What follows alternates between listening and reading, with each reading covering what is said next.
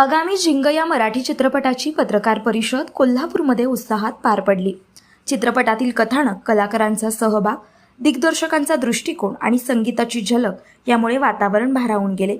दिग्दर्शक यांनी या चित्रपट फक्त मनोरंजनापुरता मर्यादित नसून प्रेक्षकांना त्यांच्या स्वतःच्या आयुष्याशी नातं जोडणारा ठरेल असा विश्वास व्यक्त केला। पत्रकार परिषदेत कलाकारांनी अनुभव शेअर करताना चित्रीकरणादरम्यान आलेले प्रसंग आणि ग्रामीण पार्श्वभूमीवर आधारित भूमिकांमुळे त्यांना मिळालेले समाधान व्यक्त केलं। कोल्हापूरच्या सांस्कृतिक भूमीत झालेल्या या पत्रकार परिषदेत झिंगबद्दल प्रचंड उत्सुकता आणि चर्चा रंगली। 19 सप्टेंबरपासून झिंग या चित्रपट राज्यभरातील चित्रपटगृहात प्रदर्शित होणार असून या पत्रकार परिषदेमुळे चित्रपटाविषयीची उत्सुकता, अपेक्षा आणि उत्साह आणखी वाढला आहे।